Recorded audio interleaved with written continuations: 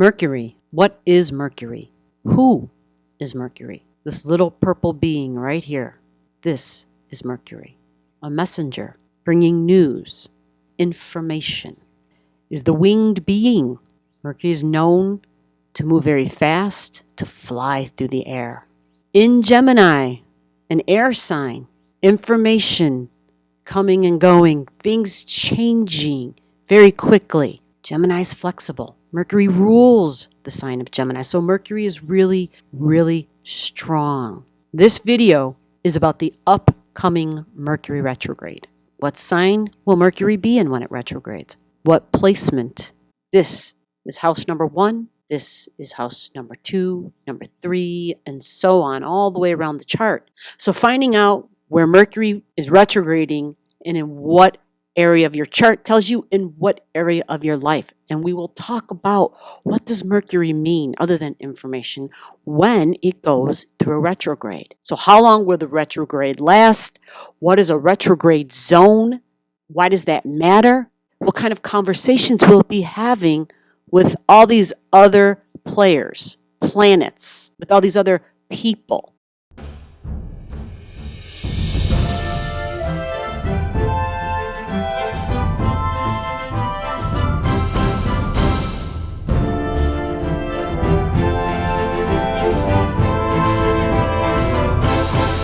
My name is G, and this is another episode of All Astrology, and I'm very happy that you have joined us. Whatever comes through, I'm going to share it. If you have questions, please comment below. Give me your thumbs up if you like what you've heard. If you have folks in your life that you care about, are seekers of knowledge, seekers of truth, please, please, please share this out to them.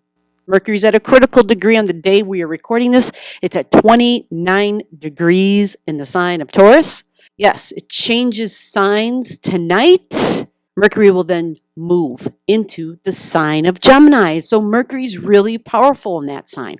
So this is another factor, the Mercury factor, information. It's a really big deal because Mercury's so powerful in Gemini. This is May 10th, okay? And what else do you see here? We've got Mercury matching degrees, the North Node in Gemini, right? The North Node, which is where we're headed, which is why we're trying to be flexible, Gemini energy. Be flexible in our conversations, be flexible in our thinking, be adaptable. You know, I wear many hats, and I'm being asked to wear many hats right now. I'm being asked to do many different things. I'm being asked, okay, I know you used to do it this way, but can we try it this way? Like that's Gemini energy. It's the jack of all trades, the juggler. It's I can do multiple things. I can multitask.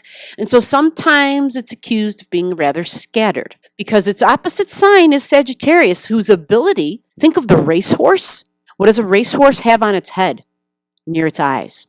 What does a racehorse have on its head near its eyes? Comment that to me down below. Sagittarian energy's great ability is to zero in and focus like a laser. So the opposite of that would be Gemini, which is you seem scattered, right? I have a good friend, actually my astrology partner. She's got Mercury right on her ascendant. She will be the first to tell you her mind is 1,000 places at one time. For something, you know, to be in your plan, on your radar, and all of a sudden it just kind of slips your mind because you're doing 3,000 other things at one time, right? And so that could be how your Gemini energy shows up. We are all every single sign. So Mercury conjunct the North Node, where we're headed, what we're being asked to do. Gemini energy is all about learning something new, a new skill. You know, the grade school teacher, or just a teacher, or a student, your classmates even. It's that third house number 3. House number 3 is when you're in grammar school. This is also sibling energy. This is also neighbors and classmates, right? Once you grow up, does this house and its meaning disappear? Nope. Once you grow up, that Mercury energy kind of graduates, and this becomes your coworkers, becomes the folks that you live with, could be the very next door neighbors or the people in your community. You know, you go out into the neighborhood, you go to the store down the street, or you go to the market, and it's those people. You know, it's the mailman. He delivers the news to you. Nowadays, it's even become social media. Walking, communicating, relating with our thumbs. We go on the social platforms. This is your digital friends, your digital neighbors feel like siblings sometimes. Sometimes you feel closer to them than you do your own blood relatives, right? Mercury conjunct the North Node. The North Node is this is where we're headed, and this is information about where we're headed. Information about where we're headed. Again, this is May 10th. The retrograde doesn't happen until the end of May. All this is around the new moon, which is the following day. I will attach the new moon video below this one. If you haven't checked it out, you want to go check it out. I give out the degrees, and you're going to want to see if you have something near that, and it gives out the meanings of the new moon. We're trying to reestablish balance, and that's what a matriarch is. It's establishing the masculine and the feminine energies. And so we're in the process of doing that. We are living it. We've been doing this. It doesn't happen overnight. You know, the last 2 years, it's become more obvious. And we're going to see a continuation of that. This Mercury at 10 degrees, along with the nodes, because the opposing node is down there in Sagittarius, right? What we're letting go, what we're releasing, what we've already learned. And what happens when you already learned something? It's something you learned. It's something you took the test on and you passed. So if you've already taken the test and you've already passed, do you go back and pay for the course and take it again? So it's important to kind of reemphasize the mutability, the flexibility of the Gemini energy, because we've been asked to be flexible, okay? And we will continue. And it's being flexible about the way we think, about the way we communicate, especially with those that we talk to on the regular, okay? Because that's what this is, sibling energy, neighbor energy, people you thought were siblings, people you thought were your friends, people you thought were your neighbors, people who were close to you because you saw them every day. And so that's changing. But here we go. Mercury at 1045, conjunct the node, is sextiling Chiron in Aries. Chiron in Aries, wounds about the body. So there's going to be information because it's a sextile, and a sextile, for those astrology students, a sextile is 60 degrees away. And what's a quick way to learn that or to count it out instead of counting every single solitary degree? Well, 30 degrees from Aries energy would be 11 degrees in Taurus energy. And look at that. What's there? Uranus.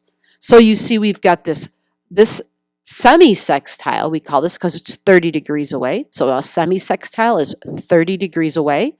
Remember, Uranus is information also. It can be shocking. It can be surprises. It's something new and innovative, okay? New and innovative. And see this?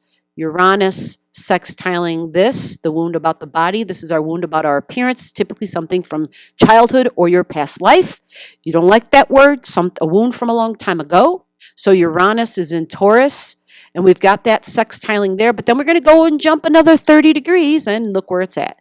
Mercury. So a lot of information, a lot of new. It's going to be, yeah, this is science. This is medicine. This definitely is the vaccine. Recently, we heard the president talk about up-and-coming technology and the future of transportation, and really trying to hone in on being gasoline dependent free, honing in on battery-operated automobiles. Uranus energy, all about the future and inventions. This is Tesla, Nikola Tesla. This is electricity. This is electricity. This is Uranus transiting through Taurus for another 5 years or so, folks. And so Uranus is saying, we got to switch this up. We can't keep using what we're using. We got to change things. We got to have a new value. And here comes Uranus saying, I'm here. Mercury bringing in information, wounds about the body. So this should bring some ease because it's a sextile. So that means it's an ease. The sextile is 60 degrees away. A square would be 90 degrees away, 30, 60, and that means we're going to go to 11 degrees of the next sign in Pisces. Is there anything there? No, there's nothing in Pisces except Neptune, and that's at 2238 by transit. Now, let's go to the opposite of Neptune, because that opposite of Neptune, being the sign of Virgo, will give us the automatic square on the other side. You can have a left square and a right square to whatever you're looking at. So the right square to Mercury would have been, if we had something at 11 degrees, 10, 9, 10, 11 degrees in Pisces, which we don't. I'm going to just go across and go to 9, 10, 11 degrees of Virgo. And by transit, there's nothing there. By transit, that means the planets up in the sky at the current time. So Neptune is the current transit, and it's at 22 degrees. Neptune is very slow, and it's going to stay here. Do know that Mercury is going to get higher in numbers, right? It'll truck along. It will get to 22 degrees, and it will then square Neptune because Neptune's very slow.